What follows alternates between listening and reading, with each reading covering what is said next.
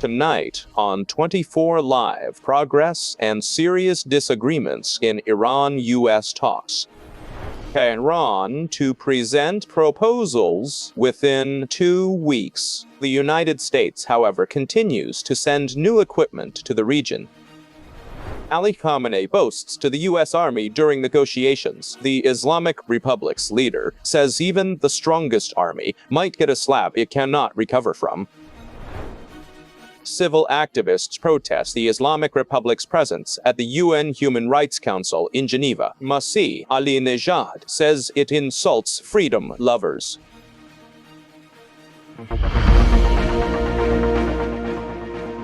From Geneva, Switzerland, this is 24 with Fardad Farahzad.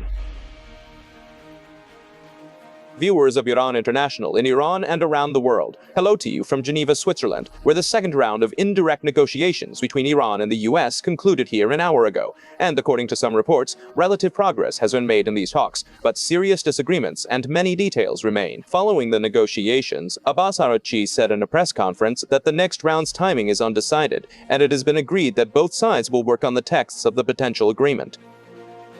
Iran has always pursued a clear strategy, peaceful use of nuclear energy, alongside full readiness to address concerns regarding its nature and ensure the program remains exclusively peaceful. Iran entered the nuclear negotiations precisely on this basis and has continued them seriously to this day. Reviewing these negotiations is the best proof.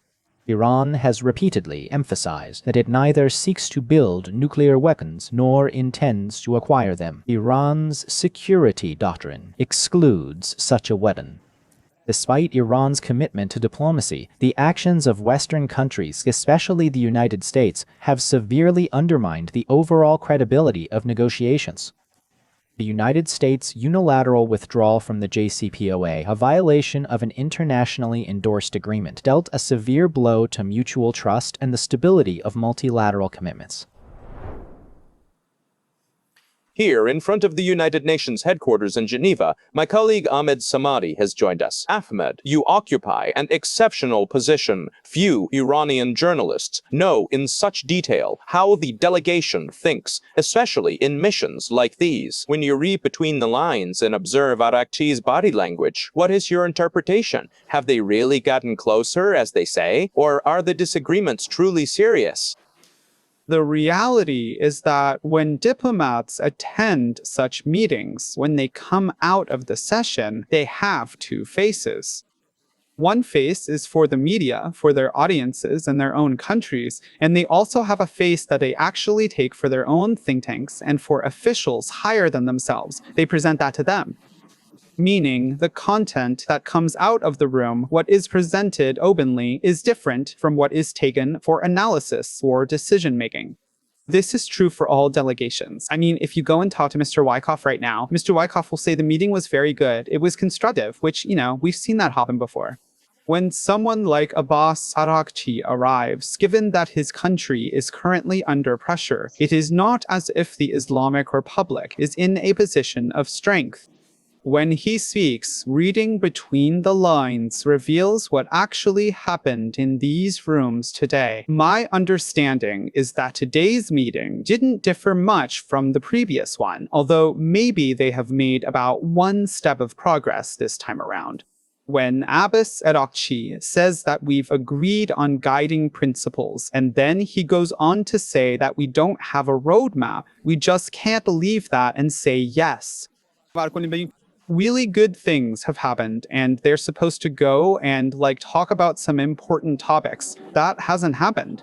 What's clear is that the disagreements are so many that the delegations probably left here with a paper that has numerous issues and causes they disagree on.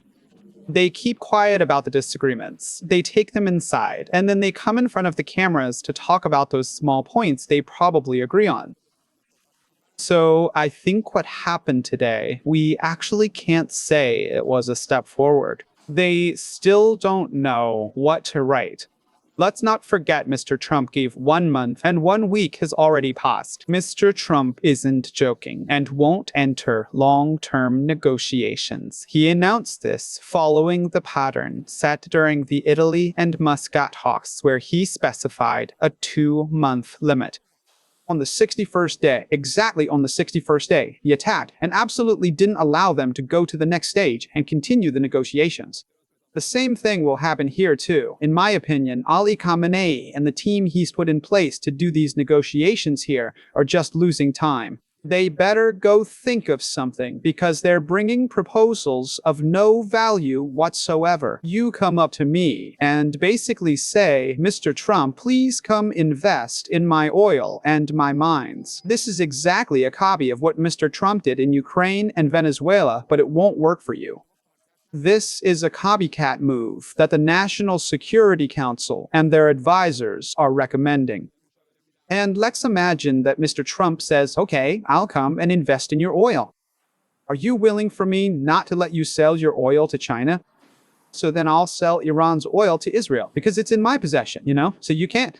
And let's also think, will Ali Khamenei allow America to enter Iran and want to invest in Iran? The entry of the United States and Mr. Trump into Iran to invest in oil and mines means that all the manifestations these guys have problems with, they must oppose them. They must let it come, let it enter Iran. For example, imagine McDonald's comes and all the other things. And in this way, I don't think these proposals being put forward will be effective, both economically and politically. Furthermore, I believe the earlier reports were accurate when they stated Ali Khamenei simply said go negotiate. Since Masoud Pezeshkian confirmed today that he acts with the Supreme Leader's permission, it effectively proves those initial claims were correct. Ali Khamenei just wants Abbas Araghchi to go negotiate, to drag it out as he puts it. And Abbas Araghchi won't reach an agreement in these negotiations because Ali Khamenei told him this. And I don't think anything will happen, and we should wait for the next stages, which Mr. Trump was involved in. Mr. Trump has turned over this hourglass. With 1 week past, we should wait for the next 3 weeks. Thank you, my colleague Ahmad Samadi, in front of the European headquarters of the United Nations here in Geneva, Switzerland. Alongside Geneva talks, tracking data indicates the U.S. military deployed dozens of fighter jets, including F-35s, F-22s, and F-16s to the Middle East within the past 24 hours. At the same time, according to published reports, a U.S. official has said Iran will return within the next 2 weeks with precise proposals to resolve some of the existing differences in the parties' positions. Our correspondent Samira Garai has joined us from the Foreign Ministry. Samira, Ahmed also mentioned that complexities are high and details are few. What do we know about the diplomatic and military developments? The situation is very muddy, or as Americans say, murky. It's very hard to see what's happening. Regarding military developments, a U.S. official and public sources confirm that over 50 F-15s, F-22s, and F-35s have entered the region in the past 24 hours. The numbers are significant, adding to what Mr. Trump has brought to the region over the past month.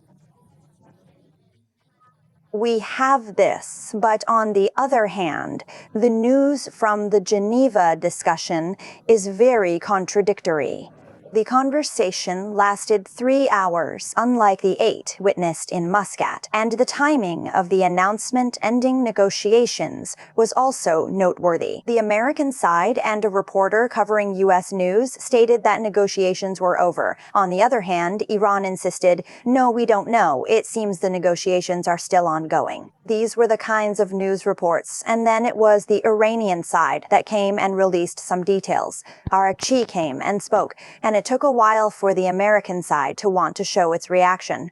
Regarding what Ahmad is referring to now, he said that they have agreed on their common goals. Oman's foreign minister, Mr. Busaidi, has posted on Twitter regarding the negotiations, consistent with the country's known status as a mediator in the talks. And incidentally, he says that they are moving towards finding common goals. So progress is really just figuring out the common goal we actually share. In nuclear and missile discussions, the ultimate goals of America and the Islamic Republic are completely contradictory, as their desired endgames are fundamentally different. We stand here today after a 12-day war and dozens of fruitless negotiations. This point is crucial.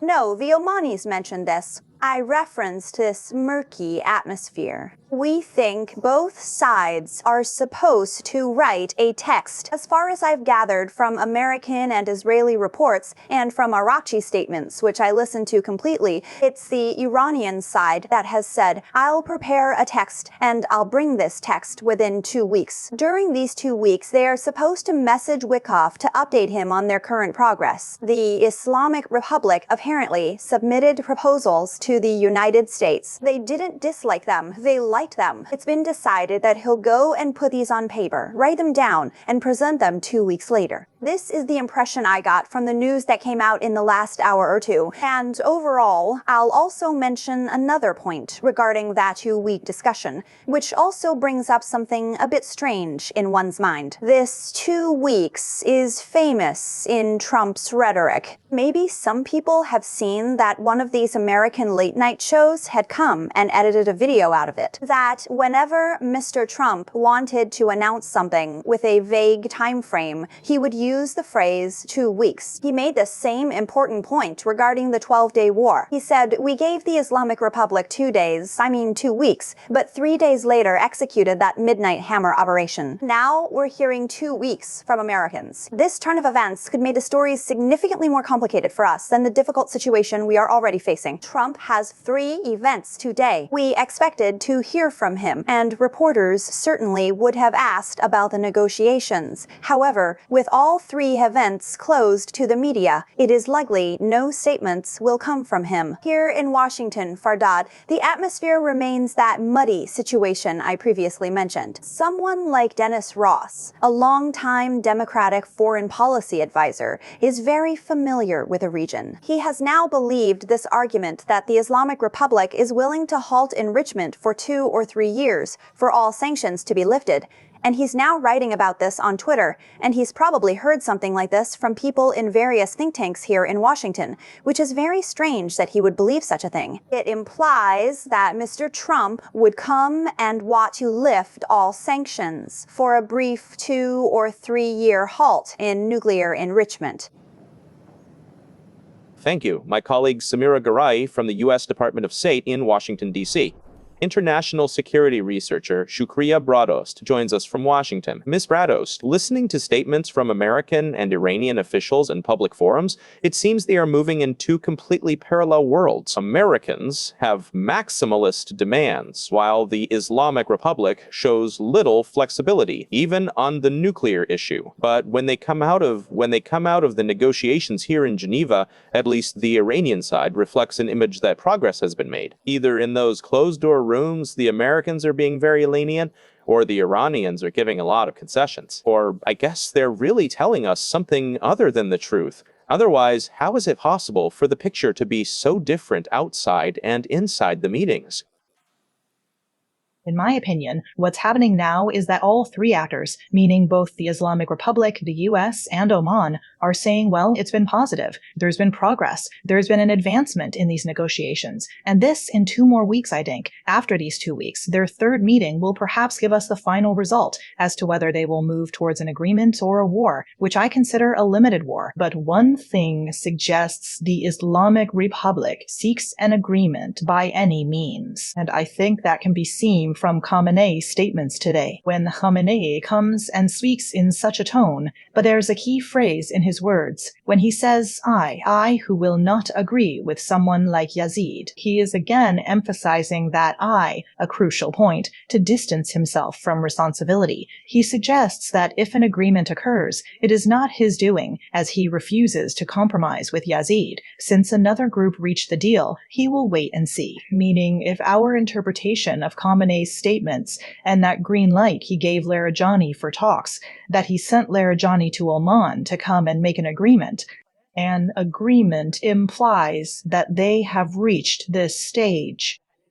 But if, within these 2 weeks, what Trump wants is clear, if Trump doesn't get what he wants in these talks and in this agreement, which is one of the very issues for which he has gathered all these forces, these military forces there, to be able to carry out an attack, in my opinion, even if an agreement is reached here, the issue isn't just about lifting sanctions on the Islamic Republic. Rather, the Islamic Republic is signaling to its audience that it is agreeing simply because sanctions are supposed to be lifted. But right now, the Islamic Republic's position is to agree because it wants to reduce the threat of an attack that could happen at any moment. So it is not in a position to set conditions for the US.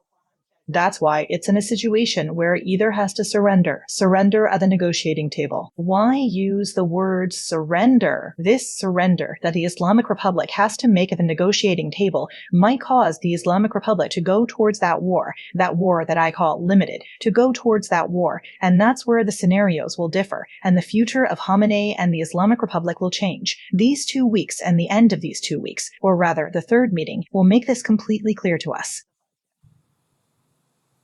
Miss Brados, the Iranian delegation isn't unaware of American maximalist demands either. Do you think it's really possible that Iran is giving concessions behind closed doors that are currently hidden from us, and that they might be enough to satisfy Donald Trump? The Islamic Republic might exploit Trump's businessman persona by offering commercial incentives. Their goal would be securing a temporary agreement during his presidency, one they intend to abandon immediately after his time in power ends. The Islamic Republic might, go back to those same plans it tried before, defining Trump as a businessman, like I'll give him commercial business promises and economic benefits, and for the time he's in power, these 3 years, I can make a temporary agreement with him, and then well, I definitely won't accept that agreement later. The only thing to consider is that the Islamic Republic would make such a proposal to Trump, but whatever offer it gives, it will be very difficult for a Trump who is now looking for a victory. Trump wants to frame the Islamic Republic's nuclear issue as a regional victory. This objective explains why he has deployed forces to surround the country. I had said on your show before that he should apply all economic pressures, choke off the only way the Islamic Republic is breathing, and not allow this system to breathe. To force surrender without using firearms. And now that it's reached the stage, this is where, if it doesn't accept, he will use those firearms and those forces. A use that, in my opinion, will lead to the change Trump is looking for within the Republic system. Why am I saying that system change? Because, think about it. It's the first time we're hearing about regime change from Trump. And this was after his meeting with Netanyahu. Trump, who, our point has always been that America, from the words of Marco Rubio, the words of its politicians, they've always said we'll attack, but we don't have a plan for after the attack. An issue that has always been vague for Americans. But now, in my opinion, if we analyze it, why are we hearing about regime change now? Maybe that meeting he had with Netanyahu, the plan Netanyahu put on the table, has given Trump an offer about what outcome this attack will have after it happens. If we consider that offer that's on the table, what kind of offer, what kind of proposal will Trump accept? A proposal ensuring Iran's complete stability and security, preserving regional order, and avoiding entry into a long-term war. That is why I see a high probability that Israel will propose changes within the regime's system, an offer that Trump would accept. Thank you, Shukriya Baradost, international security and foreign policy researcher from Washington.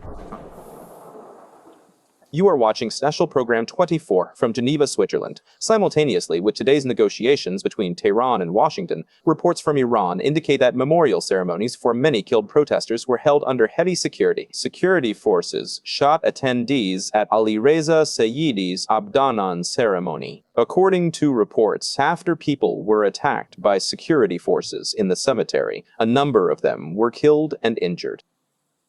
Just an hour ago, the leader of the Islamic Republic again called the recent protests sedition and divided those killed during these protests into three categories: security forces, ordinary passersby, and those who were deceived.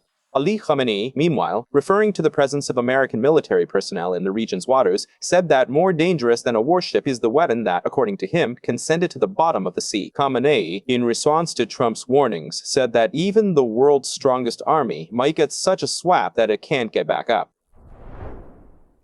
My colleague Morteza Kazemian is with us from London. Morteza, I want to start with these protests and Khamenei's reactions to them. It doesn't seem like he grants any legitimacy to the protesters at all. I mean, he says they were either agents of the Islamic Republic, or passersby, or deceived. Of course, I should mention, he also describes a significant portion of those killed as people who were either coup plotters or corrupt, or those who were instigators of sedition. Khamenei emphasizes they went to hell. In a way, a large portion of those killed, from Khamenei's perspective, are people who went to hell and basically don't matter to him.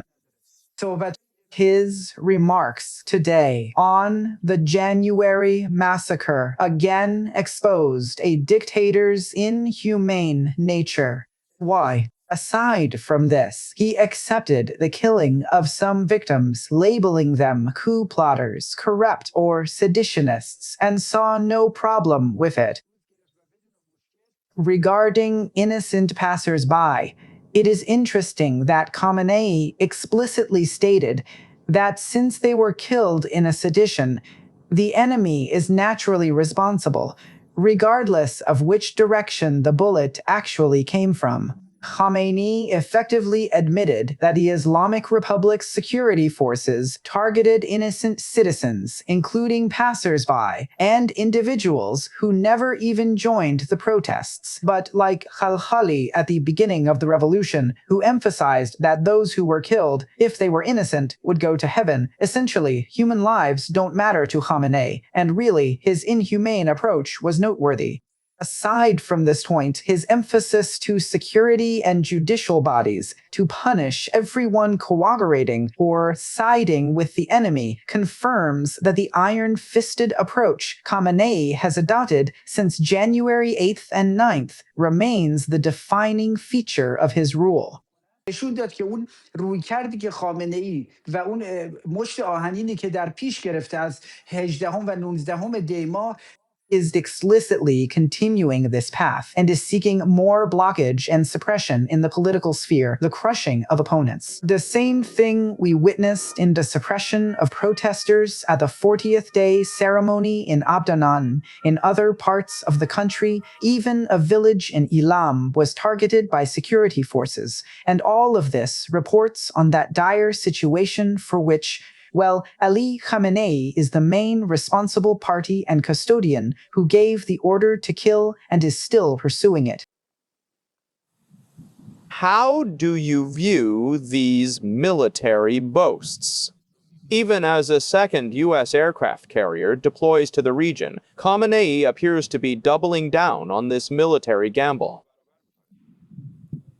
Look, this part of Khamenei's statements showed that aside from having an inhumane approach, he's a prisoner of his own apocalyptic delusions and those ideological dreams or assessments that have no relation to reality. And beyond that, it essentially shows that Khamenei doesn't care about national interests. His ideology defines Iran, its territorial integrity and interests for him. That's why he cited that quote from Imam Hussein, who said that no one like me would pledge allegiance to Yazid. Likening himself to Imam Hussein, Khamenei declared he will not pledge allegiance to Trump. Whether someone from the Islamic Republic pledges allegiance to Trump naturally circles back to Khamenei. As usual, he evades responsibility and remains unaccountable, choosing instead to pass the buck to the government. Although I'm among those who confidently believe that an agreement between Tehran and Washington won't happen for various reasons, including the Trump administration's maximalist demands and the Islamic Republic's hardline approaches, delusions, and nuclear missile security projects. Aside from this, it is interesting he boasted that America sent aircraft carriers to the region, claiming that these carriers can, in a way, be sent to the bottom of the sea. The opponent should know this situation exists. Khamenei is boasting, much like Hajizadeh, Salami, and other senior Revolutionary Guard commanders killed in the 12-Day War. He is essentially repeating their same boasts. Whether meant to energize and boost the morale of pro-government and military security forces, or based on his delusions. But in any case, it doesn't make a difference. This approach of his, that he's not willing to negotiate, compromise, or agree with the United States, is naturally an unpatriotic, or rather anti-national approach. And this means that it can be said with certainty that if a war breaks out, which in my opinion is very likely to happen, the main responsibility for it lies with Ali Khamenei, the one who has paved the way for war due to his missile, nuclear, and regional projects, and of course, due to this very suppression he's creating inside Iran. And it's quite ironic and very thought-provoking that today Khamenei claimed it's America that has economic, social, and political problems, and essentially half of the American people don't want this government, and he showed disregard for the will of the majority of the Iranian people for change and transition from the Islamic Republic. Thanks to my colleague Mortaza Kazemian from London. Activist Masih Ali-Nejad will protest in Geneva tomorrow against the UN Human Rights Council inviting Islamic Republic officials. Ms. Ali-Nejad wrote on X that the Iranian government, after killing tens of thousands of civilians, is now qualified for a human rights advisory role, which clearly insults all citizens of democratic countries. This protest comes as the Islamic Republic's representative of Saneh Nadipur is present in the Human Rights Council's advisory committee starting today, and next week, Kazem Garibabadi will speak at the Human Rights Council. These protests are happening while Hillel Neuer, the executive director of UN Watch, has also launched an online campaign calling for the prevention of Islamic Republic officials' presence in UN human rights bodies. Journalist and activist Masih Ali-Nejad joins us from Geneva. Ms. Ali-Nejad, this is the umpteenth time that numerous human rights activists are protesting the UN. It is alarming that they invite the Islamic Republic to a human rights body, especially when it has committed a massacre inside the country. What does this mean? Is this a slap in the face to protesting Iranians? Look, I was at the UN today. Tomorrow, the event I have here is at the Geneva summit, and it's not the UN headquarters. Today, along with Hillel Neuer, the executive director of UN Watch, we were present at the UN headquarters because we changed the petition that the Iranian people signed for the removal of Mr. Araghchi, which led to his removal, to now be for the removal of the next figures who have been invited to the UN.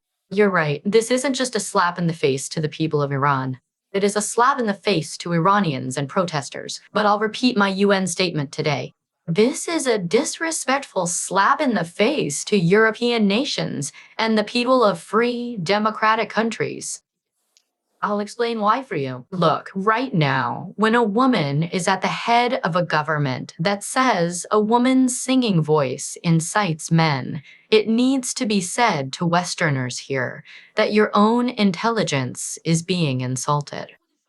That your representatives at the UN are actually recognizing a government that believes you men aren't strong and get aroused by a woman's voice. We must establish that this isn't just bad for the people of Iran. It is an insult to your character, Europeans, that an anti-woman terrorist government is now overseeing the implementation of human and women's rights in European countries. We must link our destiny to Western countries. At the meeting I attended today at the the UN ambassador and the Canadian and Israeli ambassadors to the UN were present. They were people who are supportive because they don't have diplomatic relations with the Islamic Republic. That is why they supported loudly, were present, and emphatically demand the Islamic Republic's removal everywhere. They fundamentally believe its behavior is truly terrorist and ISIS-like, arguing it should be dealt with in a manner befitting a terrorist government. We must go after countries like Germany, France, Sweden, and the Netherlands. While they issue strong condemnations, they act underhandedly and practically do nothing to support those statements. At the UN, Mr. Fardad, I saw all, in fact, the figures of the Islamic Republic. People walking through UN corridors with Gucci bags and expensive Western scarves are defending the Islamic Republic with a big, wide smile on their faces. And some of them are people who live in the West and they speak good English. Like, let's not look too far. Even right now, MIAC announces that we are against attacking the nuclear sites of the Islamic Republic's leaders, and that the doors of diplomacy must be kept open. Our focus should also be on those people who are currently lobbying to keep these negotiations ongoing. Iraqi and the Americans are here with me, moving negotiations forward. We have a duty to unite Europeans to end negotiations. Sometimes countries or institutions stay silent, and even that is often criticized. But regarding the UN, it increasingly seems that they sometimes act completely against the direction of events ongoing in Iran. For example, that statement, I know it's routine now, but the statement that the UN Secretary General issued to the officials of the Islamic Republic for the victory of the Islamic Revolution. Islamic Republic officials invited to UN. Again, what is it when you talk to them in the corridors? What is their justification for inviting officials of the Islamic Republic to participate in such institutions, especially when Iranians are grieving so much? Ridiculous, Fardad. Ridiculous justifications that have no takers. In fact, in the space we currently dominate, not just Iranians, for the Venezuelans present today, and for the people of dictatorial countries who spoke with a unified voice. I will repeat this, even if critics attack Massif for being too radical and lacking diplomatic language. Shut down the UN. UN is a joke. This organization, which based on actually those standards they justify, saying we have a standard that we must congratulate leaders of countries for establishing their governments. Where is that standard when they don't issue an official statement when 40,000 people are killed? Here, everyone who attended from dictatorial countries, their belief is that the UN basically stands with dictators. The UN Secretary General sides with murderers and terrorists. Therefore, I dealt with them very firmly and very radically. How can we sit here and say the standard is to congratulate, but when 40,000 people are killed, hospitals are attacked, and they execute people, suddenly the standards go out the window? Look, if you remember, many activists were actually repeating that we should deal diplomatically and avoid a military attack. Now, everyone is repeating that a military attack is the only option facing the people of Iran to get rid of this terrorist regime. Even Nasrin Sotoudeh in Iran bravely states this. I think here, too, we should put formalities aside. They keep holding meeting after meeting at the UN. They keep, for example, issuing statements. They come again, everyone. I really felt sad today. When I looked, I saw Kosar Eftekhari crying with one eye, the one that had lost its sight, when actually Sima Moradbegi, with bullets in her hand at the UN, when she faces these people who came from the Islamic Republic, her crying with a lump in her throat. Actually, the only thing thing she has is her anger. Her crying is her anger. She's helpless. We are responsible for them. We need radical language. Everyone who testified at the UN should now stand up, declare that the UN supports a crime, and demand that they sanction it. We cannot deny this organization exists, and we really should make use of it. Civil activists must grab the UN Secretary General by the collar for supporting crime. I want to emphasize, as I said today at the UN, that in Europe, we see the language of Europeans is changing. It took 7 years to finally call IRGC terrorists. Result, 40,000 dead. It is very beautiful to see this representative tear up Khamenei's picture. We must tear up both Khamenei and Pezeshkian's pictures. Made this myself. We should tear up Hassan Rouhani's picture. Why? Because they now think the Europeans are with us by tearing up Khamenei's picture, or like if they target Khamenei, it's all good. No, frankly, the doors of international diplomacy should be completely closed to those they misleadingly label moderators or reformists. Consequently, the only effective course of action is for all civil activists to unite and relentlessly emphasize this crucial stance. The UN stands with criminals, so they should target the Secretary General for giving a platform to murderers whose hands are stained with blood. Thank you. Journalist Masih Ali-Nejad was here in Geneva, Switzerland. You are watching Special Program 24 from Geneva. Concurrent with the Iran-US negotiations in this city, a group of Iranians held a protest gathering in front of the United Nations headquarters and declared that negotiations with the Islamic Republic, as a government that kills its citizens, should not take place. Let's hear from protesters.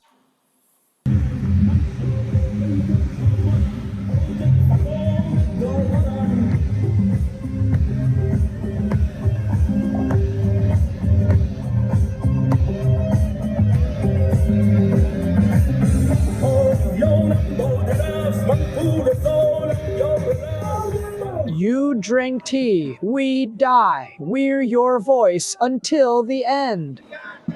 The Islamic Republic is doomed. Regardless of negotiations, the important thing is that a revolution has occurred in the minds of the Iranian people.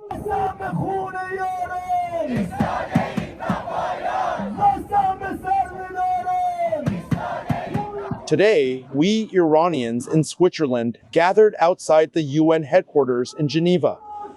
Opposition concerns the presence of Arakchi, the Islamic Republic's foreign minister, and his meeting with American delegates, Mr. Vitkov and Mr. Kashte.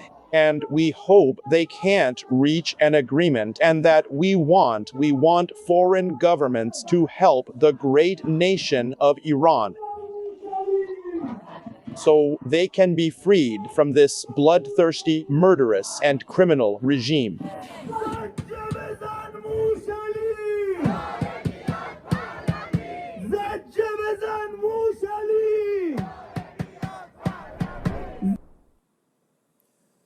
My colleague Mehran Abbasian, who prepared this report, has joined us right here in front of the UN, the European headquarters of the UN.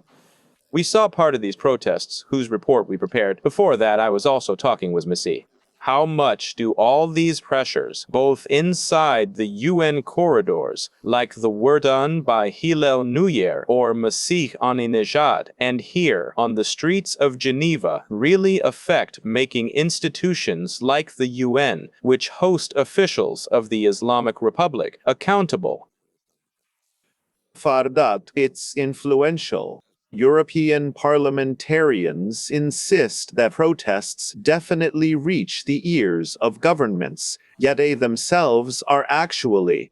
They invite these gatherings so they can have a stronger voice in parliament and governments. Fardad Farahzad was supposed to appear here Monday, on the opening day of the Human Rights Council session, which runs until April. He was scheduled to speak on the first day, but, well, it's clear that these pressures, and the pressures Hillel Nuyer put on the UN, they easily cross out his name. And when is he supposed to speak at a time when over 36,500 people have been massacred in Iran for a Human Rights Council session meant to address global human rights? The foreign minister of a country comes whose government people here today were calling a killer government, and they were saying negotiations make no difference to them. Regardless of whether the Islamic Republic negotiates, America refuses to accept the process because they do not view the regime as legitimate. That is why it has an effect. Passing representatives from different countries approach these people one by one, driven by curiosity to ask questions. Interestingly, Ukrainians also joined the Iranians towards the end of the gathering today. We know Ukrainians now oppose the Islamic Republic. They frequently speak at gatherings about the Shahed drone, which actually targets people. And they refer to the fact that if the Islamic Republic falls, certainly such drones won't be given to Russia, and their country will be in greater security.